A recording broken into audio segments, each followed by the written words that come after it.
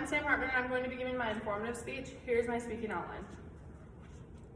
The Health Resources and Services Administration reported that in the U.S., about 40,000 transplant surgeries were completed in 2019. Today, I will discuss organ donation and its extensive process, the steps of consent to donate, along with the physical requirements, the allocating of your organs, and then the procedure itself and its postoperative care.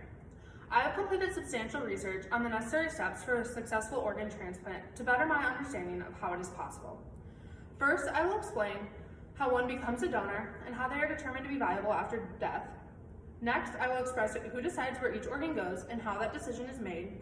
And finally, I will discuss the steps following the decision, including the transplant itself and post-op care. Organ donation process starts with one's decision of becoming a donor. You can become a donor at any time after the age of 18, up until cardiac death. Once you turn 18, you can agree to allow your organs to be donated after death. Attorney Valerie Keene stated on a legal help website, last accessed in October of 2020, that you can become a donor either at your local DMV or online. However, not all donors must be registered. If it is in your healthcare power of attorney, donation still occurs, it's just not quite as timely. If none of those occur, the decision will be made by your next of kin following your death. Being registered as a donor does not confirm your organ's donation. Only 3 out of 1,000, 0.3% of people, die in a way that allows organ donation to occur, according to the Health Resources and Services Administration statistics as of October 2020. The Center for Organ Recovery and Education stated that as of October 2020, most viable donors have died from fatal head injuries. This would be things such as car accidents, strokes, or brain aneurysms. That's because in most other instances, cardiac death occurs, which kills the organs because they no longer have the blood flow to them to keep them alive. Although organs cannot typically be donated, tissues such as bone, corneas, and skin can still be donated, so their status is still considered, just not quite as quickly. Following the proper brain status test and confirmation of donation consent, the organs must be assigned to a recipient.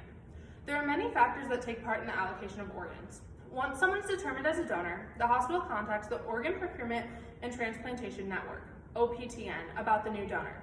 OPTN enters the patient's information into the UNOS computer system to find a list of potential recipients.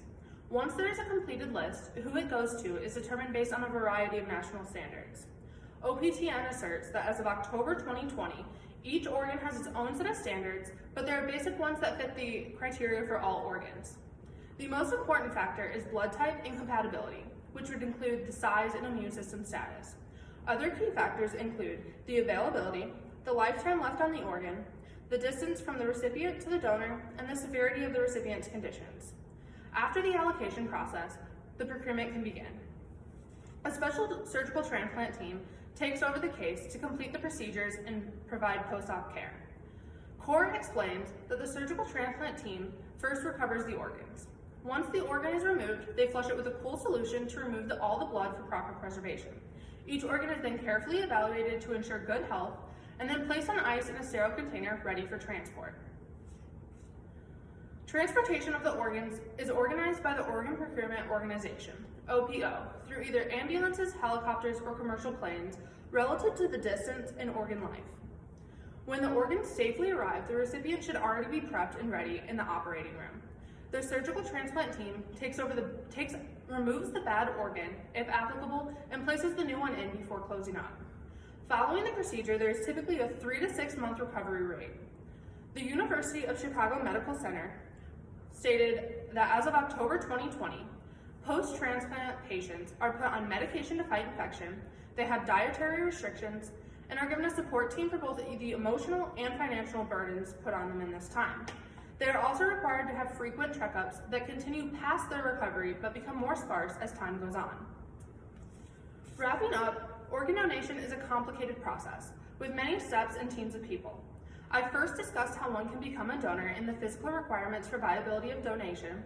After that, I explained the fair system of how organs are distributed among the waiting list of recipients. And finally, I described the transplantation procedure and the precautions taken after. Organ donation is an extensive process that requires the cooperation of many individuals and organizations to successfully impact numerous lives. The Health Resources and Services Administration argues that with the help of the many people involved, one person's donations can save up to 8 lives and enhance 75, So working to advance our knowledge will only lengthen our lives. Thank you.